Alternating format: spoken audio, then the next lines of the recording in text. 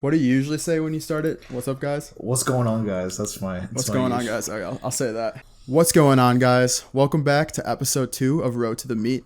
I'm going to start off this episode with a little bit of bad news because what is a YouTube series without some bad news, I guess? My shoulder's been bugging me the last couple months, and it's really affecting my pressing, just my pressing progression in general. It's really hindering my training.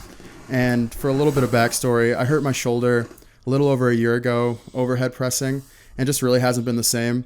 I think I did something to my rotator cuff. I had trouble steering my car. Anything rotational really hurt my shoulder after that, and I had to take a few weeks off pressing altogether to heal it.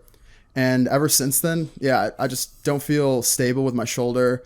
I'm going to see an orthopedic doctor who specializes in shoulders just to get a little bit of a diagnosis, see if I need to do PT. Hopefully I don't need surgery or anything more serious. Kind of depressing, but I'm going to keep pushing on. My deadlift and squat have been feeling really good. I showed Ani earlier. I hit 375 pounds for 5 on sumo deadlifts, and it felt really good. It moved really well. So I'm going to just keep pushing my deadlifts and squats, and I'll put bench on the back burner for now and just try to maintain as much as possible. And I know Ani's also had some injuries in the past. Maybe he'll want to discuss some of that and what he's done to kind of overcome that. Well, first of all, the injury adds some drama, so hopefully that'll create some storylines going into the meet, and you can title a video "Bench Redemption Story: How I Came Back from my my shoulder injury." Let's hope. Anyway, so for my injury, I've had a multitude of injuries over my career, very short career. So when I was lifting for 4 months, the first 4 months of my lifting career, I had a lower back injury, and that was due to just doing crazy stuff. You know, when you're a beginner, you don't know what you're doing, so you do suboptimal things all the time, and you basically lift like shit, and it's like, I was doing 10 by 10s for some reason. Some guy who just started lifting 4 months ago, with obviously poor form, so I had a little bit of a disc issue there. It wasn't like a herniation or nothing. It was just like it bulged on a nerve, and that caused the shooting sciatic pain. And basically, all I did for that was literally just take time off. I probably took about a week or 2 off, and it sort of fixed itself, or at least got to the point where it was okay, and I could go lift again. And then I actually was really, really good for a long time. So the next year and a half, I had no shoulder injuries, or no injuries at all. Sorry. I've never had a shoulder injury. Sorry, Dom. But Damn. yeah, but coming back from quarantine, so this was in summer of 2020, I actually did something to my knee. So this pain was pretty intense. Like, it was kind of hard to walk. I was having a little bit of a hobble. And basically, I went to the doctor. I actually had to see a doctor for this one. The previous time, by the way, I just saw a chiro, and she adjusted me, and that was it. So I went to see a doctor for this knee thing, and they took an x-ray, and they said it was a bone spur. So I was like, fuck, bone spurs are bad. They don't really heal. But I got sent to PT. I did PT for about 6 weeks, and miraculously, it went away. So nice. Maybe I just don't understand bone spurs, because I thought that bone spurs, you can't just heal on their own, but I guess I don't understand anything. So I basically went to PT, rehabbed. That was a bunch of knee exercises, ankle mobility exercises. If you ever seen knees over toes guy, some of the stuff, especially with the slant board, I actually did in the PT for that.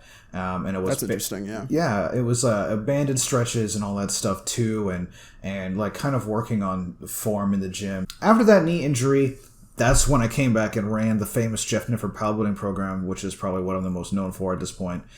And then, if you guys know, 7 weeks into that, I injured my lower back again. It was probably, if not the same, then a very similar injury to the first one, where it was a disc thing, but it wasn't like a bulging disc or a herniation. It was just like a compressed disc that had gotten onto a nerve, and it was during a warm-up set, which was just the worst thing. I wasn't even heavy. It was on a warm-up. It was a bad situation. But this time, I actually also did some rehabilitation techniques. So what I did was a lot of cat camels. I don't know if you are familiar with cat camels, Dom, but it's So I did a lot of cat camels. That's supposed to take your spine through a range of motion. That helps as well. I did some glute strengthening exercises, which I'm not 100% sure if that was effective, but that's what they told me to do. I did a lot of stability stuff. So I'm trying to remember what they're called. Bird dogs. I don't know if you know what bird dogs are, but I did a lot of bird dogs, but with just the leg. So with one limb at a time.